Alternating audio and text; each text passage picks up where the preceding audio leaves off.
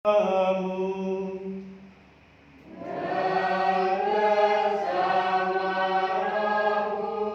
Inilah Injil suci menurut Matius.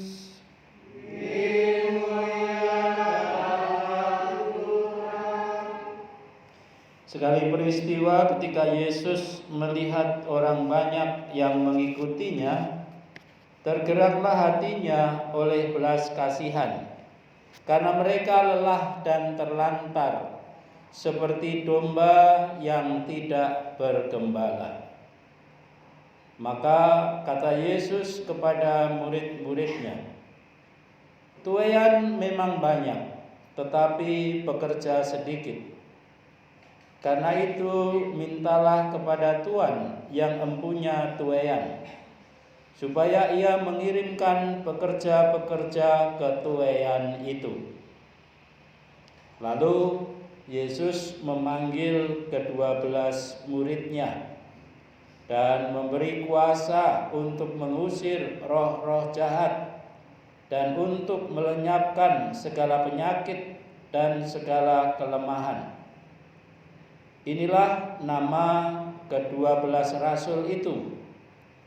Pertama, Simon yang disebut Petrus dan Andreas saudaranya, Yakobus anak Zebedeus dan Yohanes saudaranya, Filipus dan Bartolomeus, Thomas dan Matius pemungut cukai, Yakobus anak Alfeus dan Tadeus, Simon orang Selot, dan Yudas Iskariot yang mengkhianati Yesus.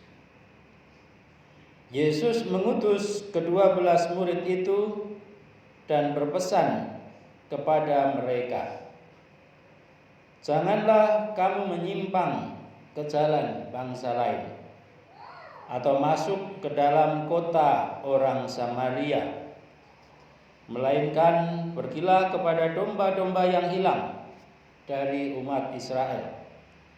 Pergilah dan beritakanlah, kerajaan surga sudah dekat.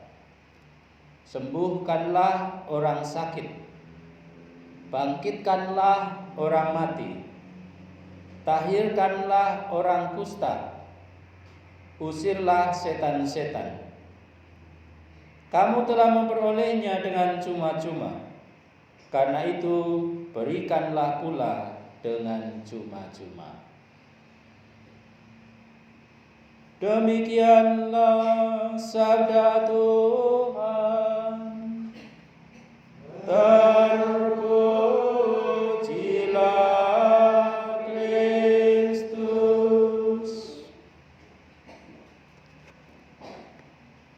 Saudara-saudari yang terkasih dalam Yesus Kristus, bacaan Injil yang hari ini kita dengarkan berkisah tentang panggilan ke-12 rasul. Para rasul dipanggil oleh Yesus karena adanya suatu kebutuhan yang dilihat oleh Tuhan, di mana Tuhan Yesus melihat orang banyak yang mengikutinya dan hatinya pun tergerak oleh belas kasihan, karena orang banyak itu lelah dan terlantar. Hati yang tergerak oleh belas kasihan,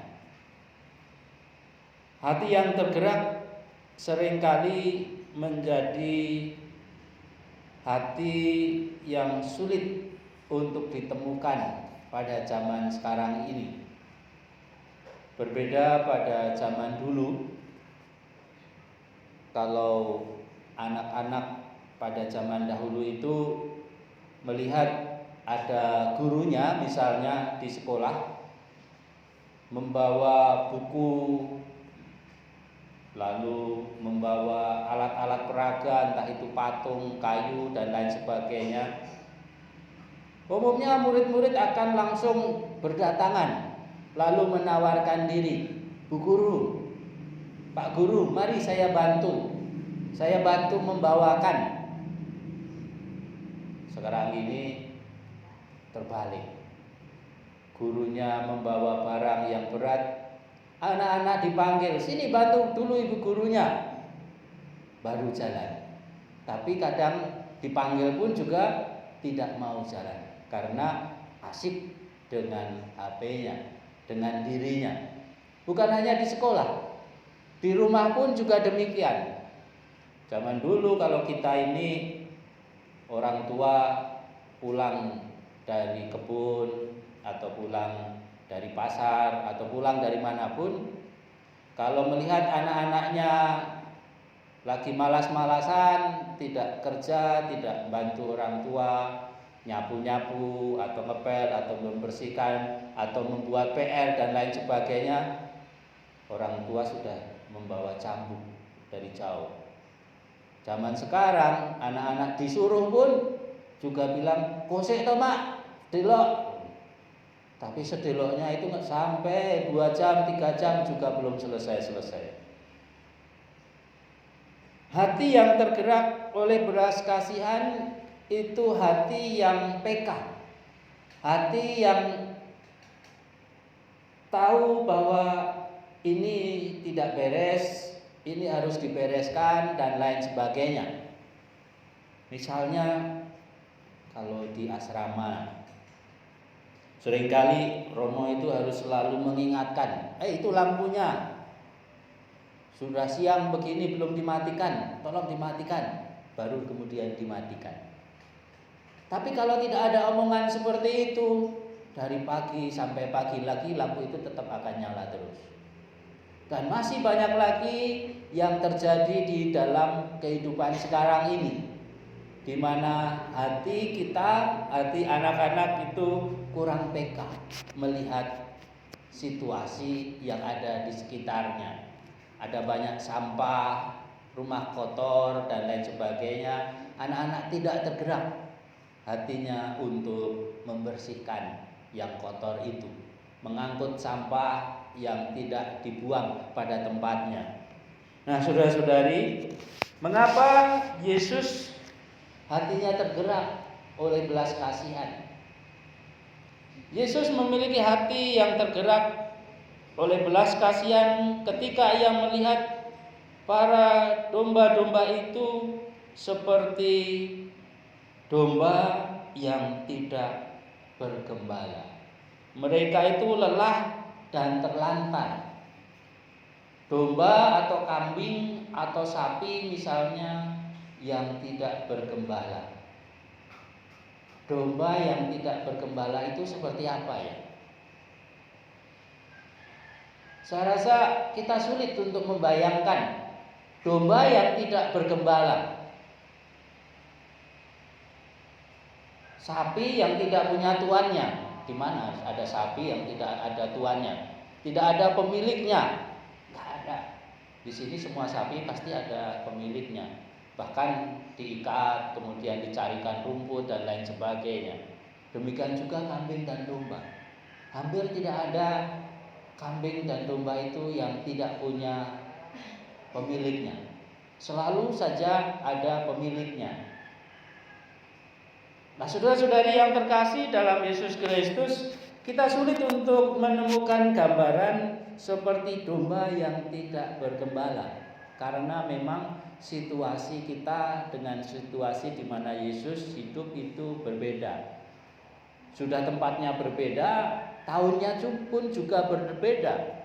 Yesus hidup 2000 tahun yang lalu, di mana pada zaman Yesus itu banyak domba-domba yang dipelihara, dan karena banyaknya domba-domba yang dipelihara oleh satu orang saja, maka ada beberapa domba yang seringkali kurang diperhatikan, keluar dari kawanan domba gembalaannya itu, sehingga ia kurang diperhatikan. Sementara kita di sini kalau pelihara domba, kambing, sapi, kerbau, paling ya hanya 1, 2, banyak-banyak mentok-mentok 5, 10, itu pun sudah kesulitan sekali untuk mencarikan rumput. Nah, kalau kita memiliki kesulitan untuk menggambarkan domba yang tidak bergembala itu, kita bisa menggambarkan seperti seekor anjing atau kucing yang tidak punya tuannya. Anjing atau kucing liar. Bagaimana kita bisa membayangkan anjing liar itu di mana ia harus mencari makan sendiri. Umumnya anjing liar badannya kurus, lalu gudikan, lalu tidak mandi, tidak ada yang mandiin dan lain sebagainya. Demikian juga kucing. Kalau kucing tidak ada tuannya, pasti kucing itu kucing yang tidak terurus.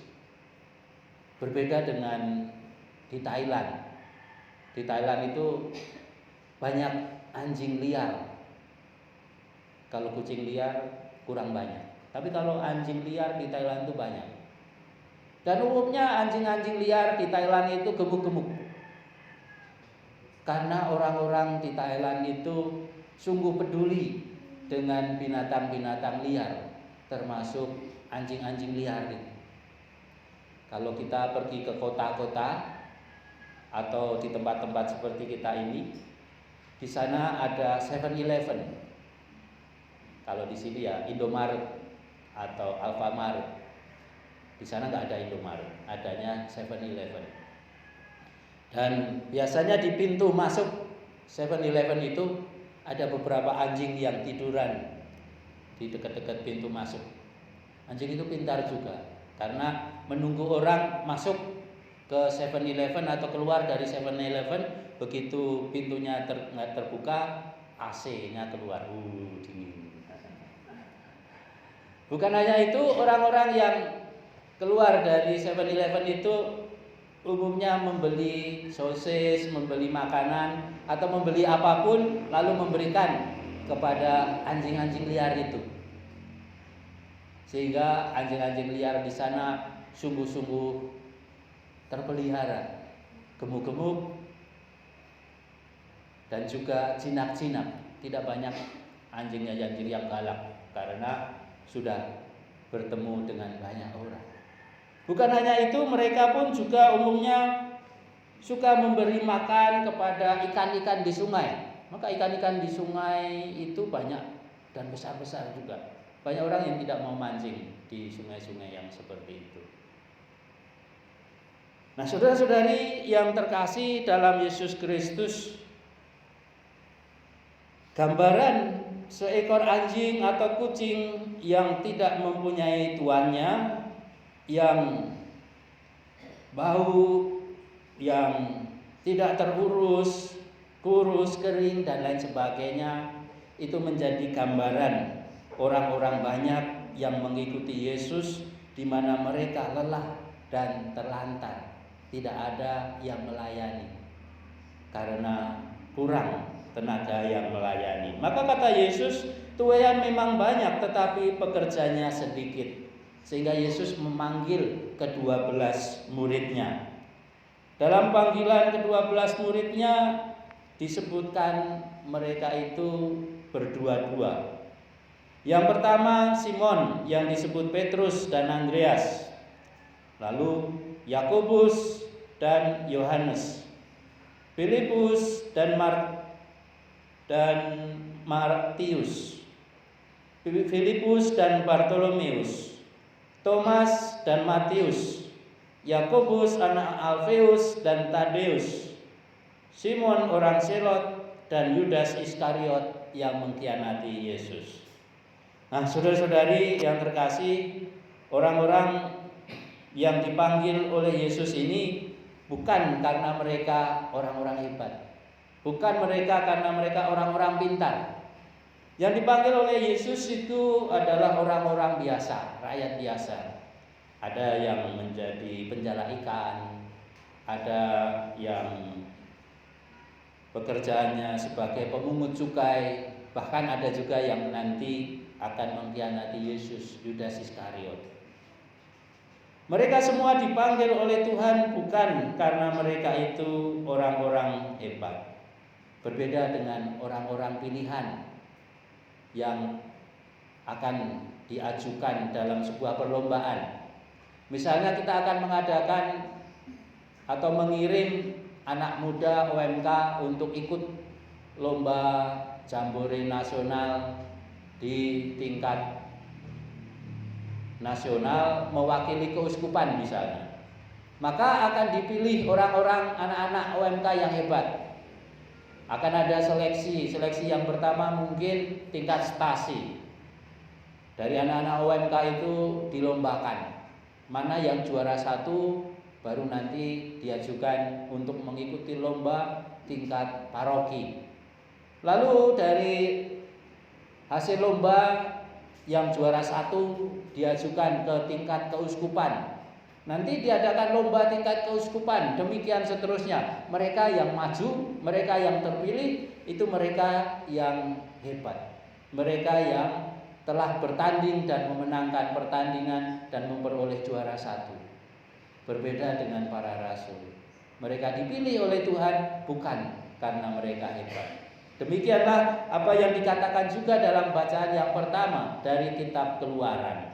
Ketika umat Israel sedang berkemah di padang gurun, Musa pergi ke atas gunung untuk berdoa di atas gunung Sinai.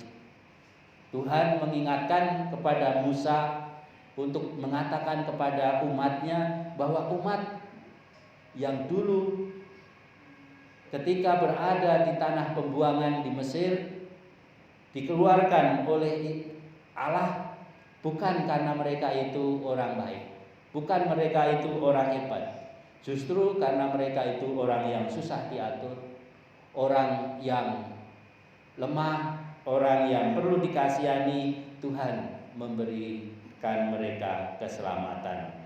Demikianlah juga dengan kita. Kita dipilih menjadi pengikut Kristus bukan juga karena kita hebat.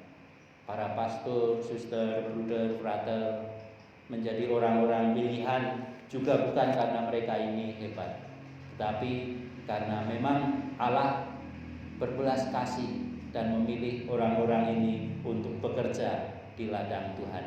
Maka ketika kita dipilih oleh Allah untuk melaksanakan tugas-tugas pelayanan apapun itu, entah sebagai prodiakon, sebagai ketua stasi, sebagai tim katekis, sebagai tim pembina keluarga, atau sebagai pastor, sebagai suster, entah pekerjaan apapun, kita diajak untuk melaksanakannya dengan penuh sukacita dan dengan penuh pelayanan tanpa